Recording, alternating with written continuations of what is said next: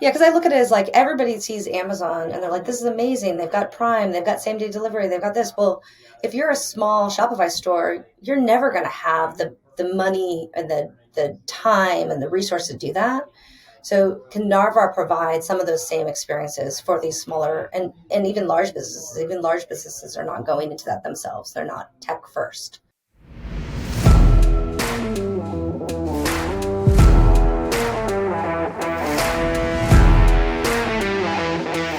If you want to drastically improve your business, learn proven growth strategies, and generate sustained results for your organization, you've come to the right place. Welcome to the Innovation Junkies podcast.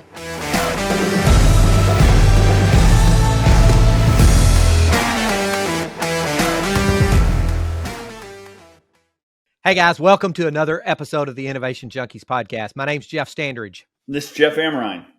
How you doing? Pretty good. Pretty good. I'm just excited to be here. I know we've got a fantastic guest on today. Why don't you tell us a little bit about who we have? We do, Jeff. Lucinda Foss is the Vice President of Product at Narvar, the post-purchase platform for e-commerce, serving over 125 million consumers worldwide. She has a deep passion for removing friction from user experience and has led transformations across multiple industries, including construction, personal finance, human capital, and now with Narvar e-commerce. Lucinda, great to have you with us today. And we're going to learn much more about you and Narvar as we go through the episode today. So great to have you. Great. Thank you. Nice to be here. Very good. Very good. Yeah, sometimes before we get started, we like to have sort of a random musing as a bit of an icebreaker. And today's random musing is, what is your favorite activity outside of the office? We'll start with you, Lucinda, if that's okay. Sure. So I am a big snowboarder. In fact, I pretty much relocate from San Francisco, where I spend most of my time, to Truckee, California in the winters. And I'll be up there. I've been up there for 3 months. I'll be up there for a couple more months and try and get out to the slopes as much as possible. Wow, that sounds like a lot of fun. For those of us who never got beyond regular slalom skiing to snowboarding, good on you. That sounds great. Jeff, what about you? Well, I, as you know, Jeff, for the last couple of years, it's been maybe 3 years, was really cycling. I really got into road biking and gravel biking. And since I'm such a specimen of human physical fitness, I don't feel like I need that anymore. And I have a little joke for you, for those who are only listening via the podcast. If you're watching on YouTube, you can actually see that that's not the case. But recently I've gotten into flying over the last year or so. And so I look for every opportunity. I'm constantly looking at the clouds and seeing what the winds are doing to see if it's going to be an appropriate day to go fly. So your arms ever get tired when you do that? They do, man. My arms get terribly tired. But again, being the specimen of physical condition that I am, I've kind of built up the stamina. Yeah, I mean, that's great. And I'm envious. I'm envious on the flying one. I would have to say that my favorite thing to do outside the office when I have time is the trail run. We've got fantastic soft surface trails here in the Ozarks and Northwest Arkansas, and they're great for cycling, but they're also really great for trail running. Haven't been able to do that much recently, but I love it. Yeah. Well, I kind of subscribe to George Carlin's theory on running. He goes, running's not a sport. Running's a way to get somewhere. He said, or to get away from something, right? Riding a bus isn't a sport. Why should running be a sport? So, excellent Well, point. Lucinda, great to have you with us today. I know we're going to learn a little bit more about you and your background in civil engineering, but tell us a little bit about your background to start with, and then a little bit about Narvar. Sure. So I started, as you mentioned, as a civil engineering major, and I picked my major the way people did back in the day. It was the only professor wearing jeans, and I thought that looks like a great thing to study. All the other professors came out wearing suits, but the civil engineering professor came out with blue jeans and a big old belt buckle, and I thought, that's it. I'm a civil engineer. But I really kind of moved my way into product management, just starting with really solving my own problems. I found that within civil engineering, most of my day had nothing to do with what I studied in school. It had to do with chasing down all the questions coming from contractors. And I'm dating myself. They'd come in via fax. I would look at them. I'd fax them to the architect, who would fax them to another engineer, and they'd come their way back. And a lot of them got lost in the shuffle. And each one of those lost questions was thousands of dollars for my clients. So school districts who don't have that money. So my first job in product management, I built a database. I didn't know what I was doing. I sat down and I'm like, there's got to be a better way. And I built a tool. And within, 3 months of launching that tool, my job was no longer building schools. At the time I was working for Pasadena Unified School District. My job was putting this database in all of these different project sites up and down California for all of our projects. So I suddenly was rolling this out, and next thing I knew, someone told me, "Oh, you're a product manager." And I thought, "Yeah, I'm a product manager." And I worked my way from there, through a series of different paths, and made myself here at Narvar in product management. So tell us a little bit about the company Narvar and where you guys play predominantly. Yeah, so Narvar, it's one of those things where I always say that if you haven't heard of us, just check your email and search for Narvar, and you've probably, if you've bought something online, you've interacted with our solution. So Narvar really powers the post-purchase experience for consumers. So we were founded in 2012. Prior to that, when you would buy something online, you bought it and you kind of hoped and prayed that it was going to arrive. And when it showed up, you're like, great. And, if it didn't, you didn't know what happened, and you'd have to contact the customer service desk. Since then, a lot of different companies, UPS and FedEx, they'll send you tracking information, but it's really doesn't tell you what's in the box. It just tells you when a box is going to arrive. Mm-hmm. So what Narvar really did is bridge that gap. It said, after you buy something, we're going to show you the whole journey of that package from the time you hit buy until it arrives on your doorstep in a fully branded experience. We'll send you branded emails that are coming from, whether it's Sephora or Gap or any number of our customers. You'll get that experience all the way through because, customers that are seeing that, they're more engaged, they're happier, they're going to buy from you again. And the whole thought is, all that money in marketing dollars you spent to acquire the customer, we can reduce that for next time. If we give you a good experience after you purchase, you'll buy again. So that's really the whole thought of where we started. So really focusing on that post-purchase, starting with the tracking, getting it from what one of our customers called from click to click to porch as the metric. How long does it take from the hit buy button until it gets to porch? But we also really focused in on, if you do need to return it as a consumer, how do we make that as easy as possible? How do we give you the choices that consumers want? We recently launched home pickup. You don't even have to go to the store. We'll send somebody to your house, pick up the package, take it for you back to the store for return. So giving those choices to consumers to make that process as easy as possible for every one of our customers.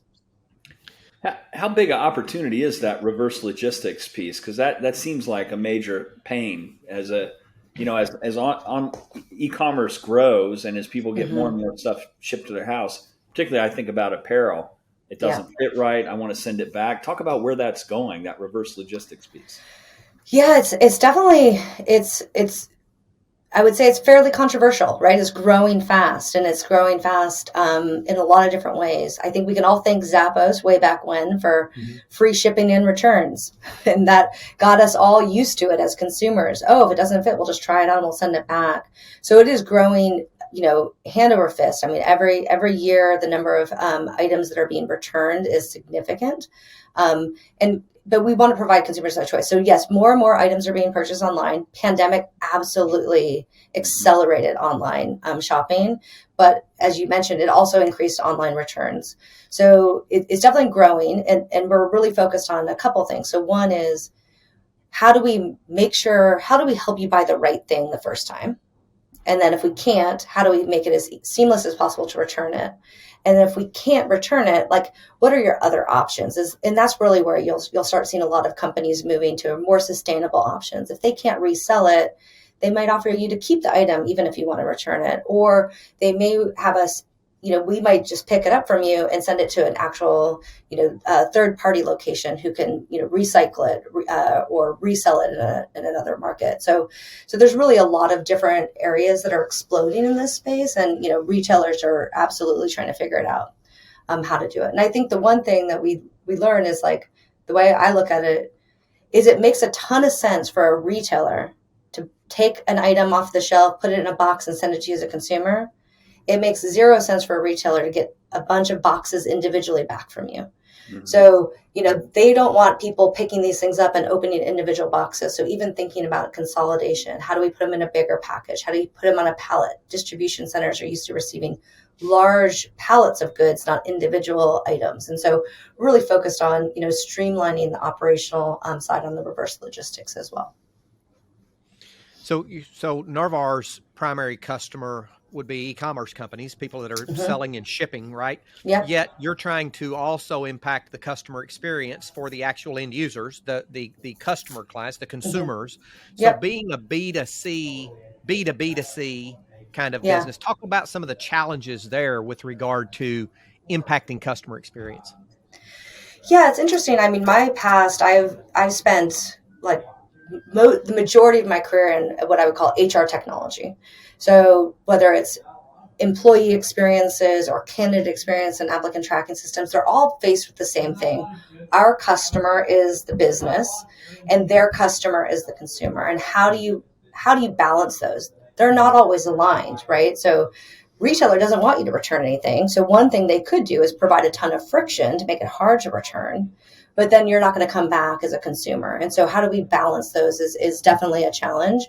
I think that, but at the end of the day, mostly we're aligned. I think the bigger struggle is retailers don't always know, or even any customer doesn't always know or wants to be able to give, I would say, white glove experience. They can afford to give white glove experience to everybody. And technology is our opportunity to really provide white glove-like experiences through technology to the end consumers. And so what we're really trying to do is empower retailers to still maintain their brand. If you go, this is why you don't know who Narvar is, because when you buy something, you're just seeing the retailer's brand. It's fully branded. And then based off the items that you purchase, we can tailor the experience for that individual consumer. So if you bought a pair of black shoes, we might show you recommendations for other things you might like associated with that. So it's taking the branding, taking the consumer information and really bringing them together to try and buy the best experience for both as much as possible. But it is a little bit of a Venn diagram.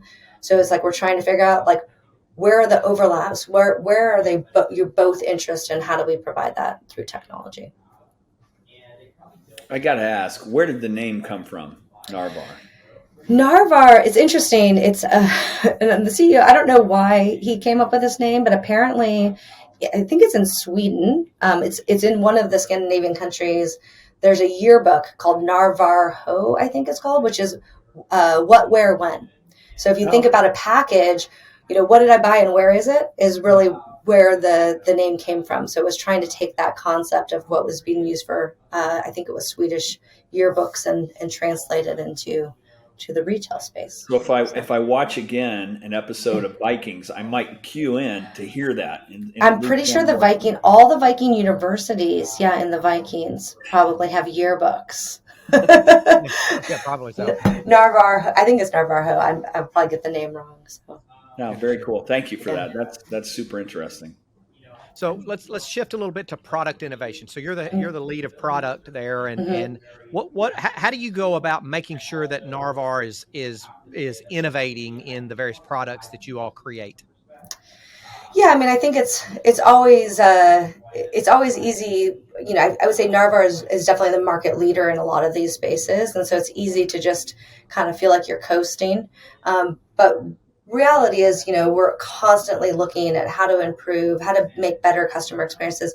And like I said, balancing that experience of what does the consumer want versus what does the retailer want? And really, how do we find, the opportunities within that? Some of the things that we tend to do is we're just looking, I think the best product managers are the ones that are curious and really thinking about how do I take something that maybe was applied to one problem and use it to solve another problem. And, one example, when I was at Intuit, we even taught a class on this. And one of the examples we gave is how can you take the concept of an all-you-can-eat buffet and apply it to something else? And at the time, that was when the USPS flat rate boxes came out. Anything you can fit in that box is $14.99. It's the same concept of all you can eat buffet. I'm going to pay one fee and I'm going to get it, right? Prime is now that way a lot of times for Amazon. But starting to look at, and just think about these different situations. So with home pickup for returns, it's not like we invented the concept of a courier coming to your house. we've all gotten used to that from DoorDash and Uber Eats, people bringing us the food, same day grocery delivery. Well, it's like, that's so convenient and great. Can somebody just come pick up my stuff? It's just that in reverse. And so taking a solution that was designed for one use case and applying it to another use case that makes sense, and testing that out. And so those are just some examples of things that we're trying to do, and look at what's happening, look at how trends are changing, and how do we take advantage of that. Lucinda, from somebody that's got a bit of a motor freight background and supply chain background, all this conversation feels a ton like you're really a 4PL or supply chain company or supply chain technology company in many respects. How far down into that stack are you going to go as it relates to autonomous systems, autonomous vehicles, drones, and all those other things that are definitely going to be part of the conversation on normal, forward logistics and reverse logistics? Yeah. What are your thoughts about that? I'm not sure how far we're going to go. I mean, I always look at it as like, we're just connecting retailers to the technology. Yep. We're not going to invent the autonomous home pickup. Sure. Even with home pickup, we're doing it through partners.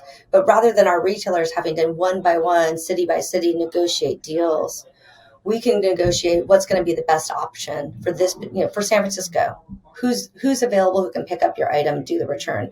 And we'll provide that layer in between to make it easier for all of our retailers.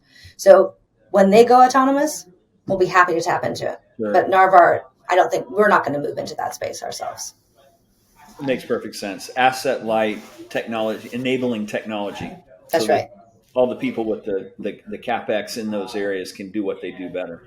Yeah. Because I look at it as like, everybody sees Amazon and they're like, this is amazing. They've got Prime, they've got same day delivery, they've got this. Well, if you're a small Shopify store, you're never going to have the money and the time and the resources to do that.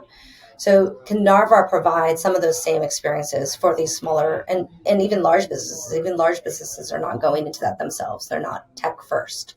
And so we can really offer to plug those holes for them.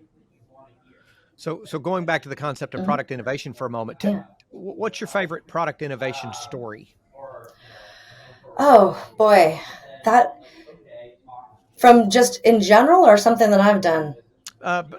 Maybe something you've done or been involved in or maybe been peripheral to. Yeah, I mean, I think that, for me, I get really excited. As I mentioned, I feel like that, trying to think about how do we provide white glove-like experiences through technology. When I was at ServiceNow and we were building out onboarding as an example of a new application, I'd been in the HR space for a while and I'm like, what are we going to do differently here? Mm-hmm. Like, how is this different than what, Workday or any of these other HR companies are doing? And then I realized it's like, as I'm going through onboarding, first my boss calls me up and says, hey, what kind of computer do you want? And then it was, somebody else is like, all right, which office are you going to be in? And all this. I'm like, why can't I just do this myself? Like, why can't I make these choices myself? And so what we ended up doing is just building through workflow and personalization, really every decision that you made in the onboarding process, we continue to tailor that onboarding experience. And so now, as soon as I picked, I want a MacBook Pro, now when it's time to pick my peripherals or software, it was all tailored to what was available then. And if I chose my insurance being Kaiser or United Healthcare, then my next choices are going to be based off of that. So we took every single item that you chose in that process to really continue to personalize it. And the reason I was really excited about when I talked to Amit, who's the CEO of Narvar, is like, it's exactly the same thing that we're trying to do here, right? As we're thinking about, it's like, what is the item in the box that you just purchased? How do we tailor this further? How do we make the message very specific to it? How do we think about what additional services you might want because of this is the item that you purchased? So taking those same kind of cues and listening posts that we captured in an onboarding experience and thinking about it for the whole end-to-end journey. So I think it just shows you how powerful technology is.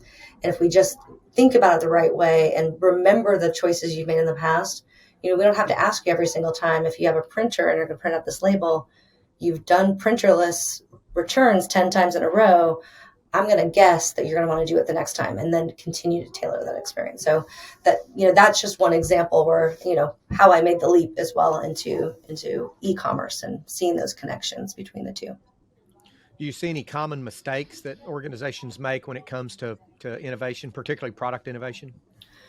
Absolutely. I think the number one thing is listening to people's solutions.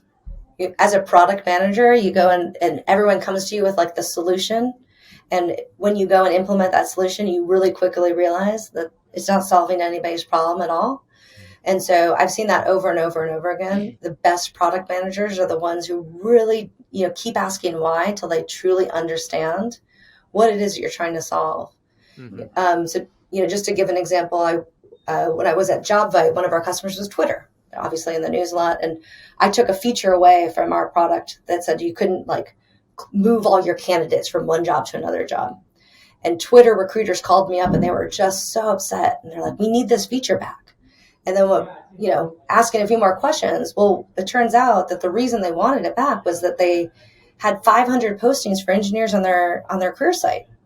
And so they closed one job, they want to move all the candidates over to the next job. And it's like, well, the real question is, why do you have 500 postings for engineers on your career site? Why don't you have one posting for career engineers on your career site and hire 500 positions against it? So it's about asking why you're trying to do something and then coming back with a better solution than what they may have proposed in the first place.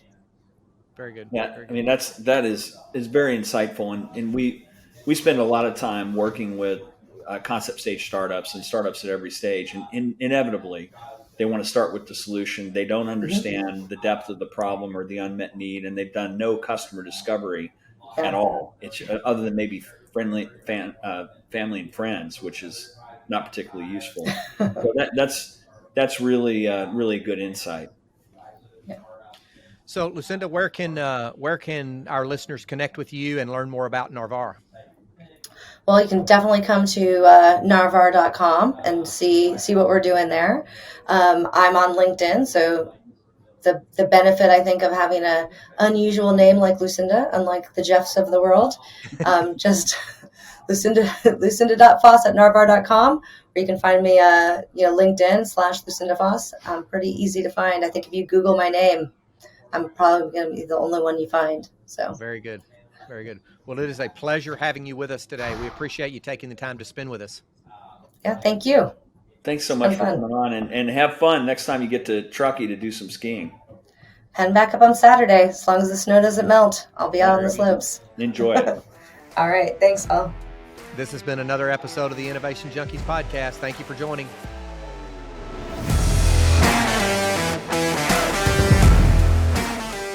Feedback from listeners like you helps us create outstanding content.